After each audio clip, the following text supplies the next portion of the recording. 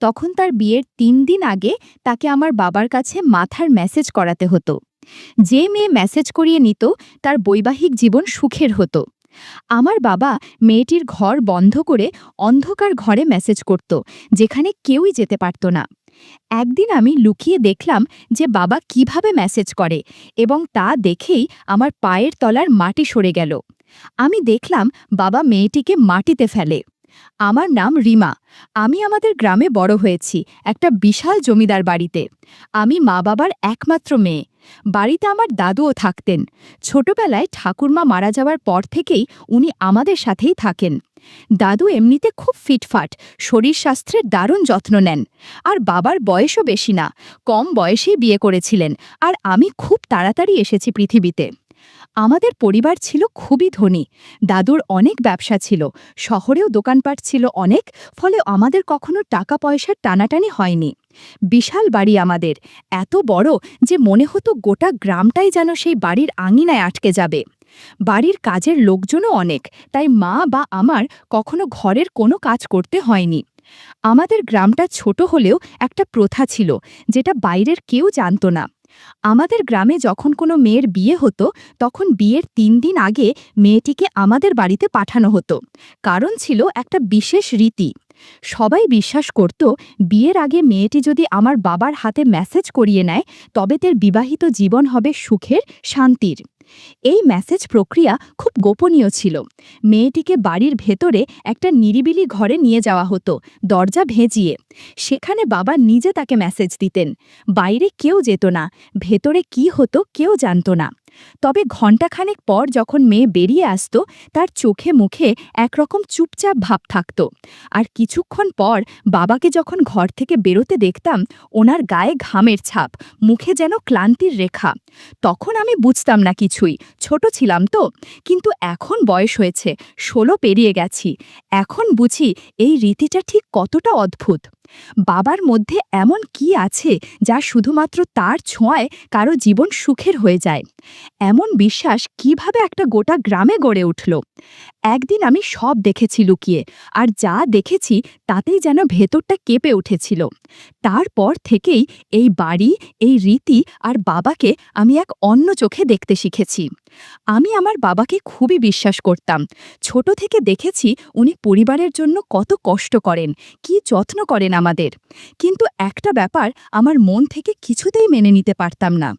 আমাদের গ্রামে সেই অদ্ভুত প্রথা, বিয়ের আগে মেয়েদের আমার বাবার হাতে মেসেজ করানোর বিষয়টা। ছোটবেলায় বুঝতাম না ঠিকঠাক, তখন মনে হতো হয়তো এটা কোনো দরকারি রীতি। কিন্তু বয়স বাড়ার সাথে সাথে যখন নিজে নিজেই অনেক কিছু বুঝতে শিখলাম, তখন একটা অস্বস্তি শুরু হলো ভেতরটা জুড়ে। আমাদের বাড়িতে কখনো কিছুর অভাব হয়নি। দাদুর প্রচুর সম্পত্তি, শহরে বড় বড় ব্যবসা, অনেক কাজের লোক, সব কিছু ছিল। কিন্তু আমার বাবাকে যখন দেখি ওইসব মেসেজ দিতে নিয়ে গিয়ে মেয়েদের ঘরের ভেতরে বন্ধ করে দেন, তখন ভেতরে ভেতরে একটা অদ্ভুত যন্ত্রণা হতো। ভাবতাম, এত সব থাকার পরও উনি কেন এমন কিছু করছেন যেটা একেবারেই অস্বস্তিকর। আমি ছোট থাকতে ভাবতাম বাবা হয়তো মেয়েটির ভালো চাচ্ছেন, ওর সুখের জন্যই সব করছেন। কিন্তু এক রাতে একটা মেয়েকে ঘর থেকে বেরোতে দেখলাম, মুখটা একদম ফ্যাকাশে হয়ে গিয়েছিল, চোখে মুখে অদ্ভুত এক চাপা ভাব। সেই মুহূর্তেই আমার বিশ্বাসে ধাক্কা লাগলো, মাথায় হাজারো প্রশ্ন ঘুরতে লাগলো। সত্যি কি এই মেসেজ এতটা দরকারি, নাকি এর আড়ালে লুকিয়ে আছে এমন কিছু যা কাউকে বলা হয় না? আমি খেয়াল করেছিলাম, যখনই কোনো মেয়েকে ঘরে নিয়ে যাওয়া হয়, আমাকে ঘরের ধারে কাছেও যেতে দেওয়া হয় না। এমনকি মা আর দাদু পর্যন্ত বিষয়টা জানেন, বুঝতে পারি। এটা আরও ভয় লাগায়, বাড়ির সবাই যদি জানে তাহলে এই নিয়ম চলছেই বা কেন? আমি ঠিক করেছিলাম সব নিজের চোখে দেখে নেব। ওই ঘরের জানলাটা যেখানে খানিকটা ফাঁকা, সেখান থেকে একবার উঁকি দিয়ে দেখে নেব কি হয় ভেতরে। আর সেই সুযোগ একদিন এলো। আমাদের গ্রামের একটু দূরের এক বাড়ির মেয়ের বিয়ে ঠিক হয়েছিল। তার বিয়ের ৩ দিন আগে তার বাবা নিজে এসে আমাদের বাড়িতে রেখে গেলেন তাকে। বললেন, আপনারা মেসেজটা করে দিন আজ রাতে, যেন মেয়েটার দাম্পত্য জীবন ভালো কাটে। বাবা একরকম হাসতে হাসতেই তাকে ভেতরে নিয়ে গেলেন। ওকে কিছু একটা পান করালেন আর বললেন, আপনি ঘরের ভেতরে যান, আমি আসছি। আমি তখন জানালার কাছে লুকিয়ে দাঁড়িয়েছিলাম, একদম প্রস্তুত ছিলাম এই দৃশ্য দেখার জন্য। কিন্তু ঠিক তখনই আমার পেছন থেকে কে যেন ডাকল। ঘুরে দেখি আমার মা। ওনার মুখে আমি প্রথমবারের মতো রাগ দেখলাম। উনি কখনো আমাকে বকা দেননি, কখনো গলা তোলেননি, কিন্তু সেদিন উনি যেভাবে কড়া গলায় কথা বললেন আমি পুরো থমকে গিয়েছিলাম। উনি বললেন, এই ধরনের কৌতূহল থেকে সরে দাঁড়াও। যদি আবার এভাবে জানালা দিয়ে উঁকি দেওয়ার চেষ্টা করো তাহলে বাবার সঙ্গে কথা বলবো, তোমাকে হোস্টেলে পাঠিয়ে দেব। আমি তো হোস্টেলের নাম শুনেই আঁতকে উঠি। ওখানে গেলে মা বাবার সঙ্গে থাকা হবে না, ভালো খাবারও নাও পেতে পারি, বন্ধুদের ছেড়ে একা একটা জায়গায় থাকতে হবে, এসব ভাবতেই ভয় লাগত। আমি কাঁদতে কাঁদতে মায়ের সামনে হাত জোর করে বললাম, আমি আর কোনোদিন এমন করব না, দয়া করে বাবাকে কিচ্ছু বলবেন না। মা কিছু না বলে চলে গেলেন। কিন্তু ওই রাতের পর থেকে আমার ভেতরে একটা পরিবর্তন চলে এলো। আমি যতই চুপ থাকি মনে মনে ভাবতে লাগলাম, এই বাড়ির অন্ধকার ঘরে ঠিক কী ঘটে আর কেন সব মিখে বলা যায় না। তখন মা আমার মাথায় হাত রেখে বললেন, রিমা, তোমার বাবা যখন মেয়েদের মেসেজ করেন তখন কেউ সেটা দেখলে উনি খুবই অপছন্দ করেন। এমনকি উনি এই অধিকার আমাকে পর্যন্ত দেননি। তুমি এসব দেখতে চাও? সাহস তো তোমার আছে, নিজের কাজ নিয়ে ব্যস্ত থেকো। আমি মাকে বললাম, মা, আমি আর দেখব না। এই কথাগুলো বলেই আমি নিজের ঘরে চলে আসলাম। কিন্তু মনে হচ্ছিল মা আমার সাথে এমন আচরণ করেছেন যা আগে কখনো হয়নি। এ কথা মাথায় বারবার ঘুরে বেড়াচ্ছিল। আমি যদি মেসেজ হওয়ার বিষয়টা মেনে নিই তাহলে কি এমন মেসেজ হয় যে কেউ ঘরের কাছাকাছিও যেতে পারে না?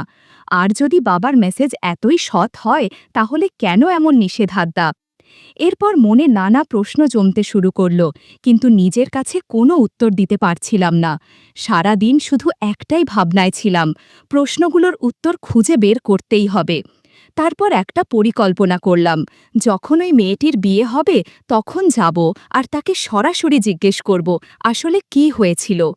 মেয়েটির বিয়েতে সবাই গিয়েছিলাম আমরা। বিয়ের ভিড়ে আমি তাকে একলা পেয়ে বললাম, দিদি, বাবা আপনাকে এমন কি মেসেজ করলেন যার কারণে আপনার মুখ এতটাই বিষণ্ণ লাগছিল? ও মুচকি হেসে মুখ ফিরিয়ে নিল, আর কোনো কথা বলল না।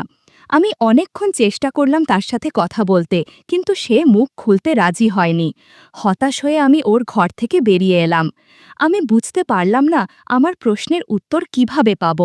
আমার মনে সন্দেহ জাগল, হয়তো বাবার মেসেজের পিছনে কিছু আছে যা মেয়েদের কষ্ট দেয়, আর তাই তারা ঘর থেকে বের হওয়ার সময় এতটা বিষণ্ণ থাকে। কিন্তু আমি কার কাছে জিজ্ঞেস করব? মাকে তো জানতাম সে আমাকে সেখান থেকে দূরে রাখার জন্য বলেছে, বাবার কাছেও কথা বলতে পারছি না। বয়স বাড়ার সাথে সাথে বাবার এই কাজ নিয়ে আমার বিরক্তি আর ঘৃণা বাড়তে লাগল। মনে হচ্ছিল উনি মেয়েদের প্রতি স্নেহ দয়া পর্যন্ত করেন না। এসব কথা কেউ শুনলে বিশ্বাস করবে না যে যিনি আমার বাবা, আজ আমি ওনার থেকে দূরে সরে যাচ্ছি, কথা বলতেই চাই না। উনি যখন আমার কাছে কথা বলতে আসেন তখনই আমি কোনো না কোনো কারণ দেখিয়ে দূরে চলে যাই। গ্রামের মানুষ অন্ধ বিশ্বাসে বিশ্বাস করে, মনে করে বাবার হাতে কোনো জাদু আছে, মেসেজ করলেই মেয়েদের বৈবাহিক জীবন সুরক্ষিত হবে। আর এই ভয়ে মেয়েদের পরিবারের লোকেরা নিজেদের মেয়েদের আমার বাবার কাছে ছেলে দেয়। আর আমার বাবা সেই সুযোগ নিয়ে কি করে সেটা কেউ জানে না। আর মেয়েরা, ওরা তো কিছু বলতে পারে না। আমি এতটাই উদ্গ্রীব হয়ে উঠেছিলাম সবকিছু জানতে যে সিদ্ধান্ত নিয়েছিলাম আমাকে সত্যি সত্যি জানতে হবে ওই মেয়েদের সাথে আসলে কি ঘটে। ভাবলাম ওই ঘরের আশেপাশেই লুকিয়ে বসে সব দেখব, বুঝব আর গোপন কথা জানব। তখনই আমার মনে দৃঢ় সিদ্ধান্ত জন্ম নিল, আমি এই কাজটাই করব, সত্যিটা জানব। তবে সঙ্গে সঙ্গে ভয়েরও একটা ছায়া এসে ঢুকল মনের মধ্যে। ভাবলাম, যদি মা বাবা জানতে পারে ওরা রেগে আমাকে হোস্টেলে পাঠিয়ে দিতে পারে, তখন আমি কি করব? কিন্তু তারপরও ঠিক করলাম ওদের যা খুশি করুক, আমি সত্যিটা জানতে বাধ্য। ভেবেছিলাম যদি সত্যিটা না জানি তাহলে বাবা আর কত মেয়ের জীবন নষ্ট করে ফেলবেন। তাই যখনই গ্রামে কোনো মেয়ের বিয়ে হবে আর সে মেসেজের জন্য আমাদের বাড়িতে আসবে, আমি আগে থেকে সেই ঘরে গিয়ে লুকিয়ে থাকব। যা কিছু ঘটবে নিজের চোখে দেখব। তারপর বাবার সেই নোংরা দিকটা সবাইকে জানাব। হঠাৎ মায়ের কথা মনে পড়ল। মা বাবাকে এত বিশ্বাস করে, মেসেজের সময় যেন কোনো বিঘ্ন না হয় সেজন্য মা আমাকে বকাঝকা করেছেন। মা এমনই সতর্ক থাকেন যাতে ওই ঘরের আশেপাশেও কেউ না যায়। কিন্তু মা জানেন না বাবা মেসেজের নামে আসলে কি করছেন, আর মা সেটা জানলে হয়তো নিজের ওপরেই অপরাধ মনে করবেন। আমি বারবার ভাবতাম, মেয়েদের পরিবারগুলো কি একবারও ভেবে না যে মেসেজের মাধ্যমে জীবন সুন্দর হয় না? জীবনে সুন্দর হওয়া নির্ভর করে ভাগ্যের ওপর, সংস্কারের ওপর। মেসেজের সঙ্গে কি সম্পর্ক?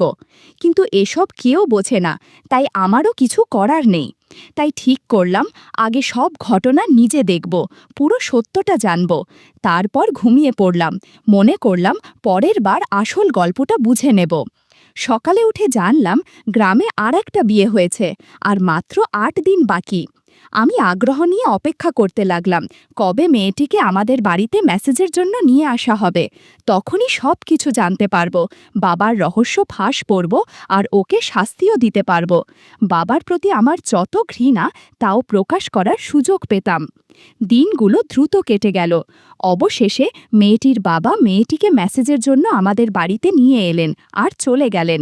এবার আমাকে সত্যিই সবকিছু জানতে হবে। আগেই একটা পরিকল্পনা করেছিলাম। মায়ের কাছে বললাম, মা, আজ মাথা খুব ব্যথা করছে, তাই শুতে চাই। মা ভাবলেন হয়তো সত্যিই শরীর খারাপ, ওষুধ আর দুধ দিয়ে চলে গেলেন। আমি ওষুধ পকেটে করে দুধ খেয়ে নিজের ঘরে গেলাম। বিছানায় বালিশগুলো সাজিয়ে তার উপর চাদর দিলাম, যেন সবাই ভাববে আমি ঘুমাচ্ছি। এরপর লুকিয়ে ঘরের দিকে গেলাম। ভেতরে ঢুকেই নজরে পড়ল ঘরটা খুবই সুন্দর সাজানো। আর তখনই চোখ পড়ে গেল পেছনের দিকে একটা দরজায়, যেটা আগে কখনো দেখিনি। কিন্তু যাই হোক, আমাকে তো সব কিছু জানতে হবেই। তাই আমি ধৈর্য ধরে ঘরের ভেতরে লুকিয়ে বসে রইলাম। কিছুক্ষণ পর বাবা মেয়েটিকে নিয়ে এলেন। ঢুকেই পেছনের দরজাটা খুলে দিলেন। দরজা খুলতেই আমি যা দেখলাম, ওটা দেখে আমার অন্তর কেঁপে উঠল। দাদু সেই দরজা দিয়ে ভেতরে ঢুকলেন, মেয়েটিকে ধরে পেছনের দিকে নিয়ে যেতে লাগলেন। আমি আর ধৈর্য ধরে রাখতে পারলাম না, হঠাৎ বাইরে বেরিয়ে এলাম। আমাকে দেখে তারা হকচকিয়ে গেল। বাবা রেগে আমার দিকে চেয়ে রইলেন। তখন আমি জোরে জোরে চিৎকার করতে শুরু করলাম। আমার চিৎকার শুনে মা ঘরে এসে আমাকে চুপ করাতে লাগলেন। আমি বললাম, মা, আপনি জানেন না ওরা ভিতরে কি করছে? মা ধীরে ধীরে বললেন, আমি তো জানি এই ঘরে কি হয়। আমি বললাম, তাহলে আমাকে সত্যিটা বলুন, না হলে আমি পুরো গ্রামকে বলে দেব। বাবা মাথা নিচু করে দাঁড়িয়ে রইলেন, তার চোখ থেকে একটার পর একটা জল ঝরছিল। মেয়েটি দাদুর কাছ থেকে হাত ছাড়িয়ে দূরে দাঁড়িয়ে রইল। তারপর পেছনের দরজা দিয়ে পালিয়ে গেল আর সবাইকে জড়ো করে নিয়ে এলো। দাদু নিচে মেঝেতে বসে কাঁদতে কাঁদতে বললেন, সবাই আমাকে ক্ষমা করে দাও। এরপর আর কিছু বলতে পারলেন না। তারপর বাবা বললেন, আমি আসলে মেসেজ করি না। আমার এমন স্বভাব যে কোনো মেয়ের বিয়ের আগে তার সাথে সম্পর্ক করতে চাই। তাই আমি গ্রামে এই রেওয়াজ চালু করেছি, যাতে মেয়েরা আমার কাছে মেসেজ করতে বাধ্য হয়, আর এতে তাদের জীবনে সুখ আসে। তবে আসলে বাবা আমাকে জোর করে এই কাজ করাতেন। মেয়েদের ওই ঘরে নিয়ে আসতাম আমি, আর বাবা তাদের ধরে পেছনের দরজা দিয়ে বাগানে নিয়ে যেতেন, সম্পর্ক গড়ে তুলতেন। আর যারা মুখ খোলার চেষ্টা করত তাদের দমিয়ে রাখতেন হুমকি দিয়ে। কেউ কেউ যদি কথা বলতো, বাবা ওদের এবং তাদের পরিবারকে ভয় দেখাতেন প্রাণে মেরে ফেলার হুমকি দিয়ে। মেয়েদের যেখানে বিয়ে হতো, বাবা তাদের প্রচুর সম্পত্তি দিতেন, যাতে মেয়েরা খুশি থাকে। এই কারণেই গ্রামের সবাই ভাবত মেয়ের জীবন সুখের কারণ এই মেসেজ, কিন্তু আসলে সেটা সম্পদ আর হুমকির ফল। সব কিছু জানতে পেরে আমার পায়ের তলা থেকে মাটি সরে গেল। আমি বাবাকে ঘৃণা করতাম, কিন্তু বুঝতে পারলাম উনি বাধ্য ছিলেন। সব কিছু চালাচ্ছেন আমার দাদু। আমি ওনার জন্য লজ্জিত। কিছু বলার আগেই আমি সোজা নিজের ঘরে চলে গেলাম, কেঁদে ফেললাম। ভাবলাম মেয়েদের বাইরে নিরাপত্তার কথা বলি, হয়তো প্রয়োজনও। কিন্তু যখন নিজের ঘরে এমন রাক্ষস বাস করে, তখন বাইরে কি নিরাপত্তার দরকার? বন্ধুরা, ইউটিউবের গল্পগুলো শুনে মজা না পেলে আমার ওয়েবসাইটে দেয়া গল্পগুলো শুনতে পারো। সেখানে প্রতিদিন খোলামেলা গল্প আপলোড করা হয়। কমেন্টে ওয়েবসাইটের লিংক দেয়া আছে।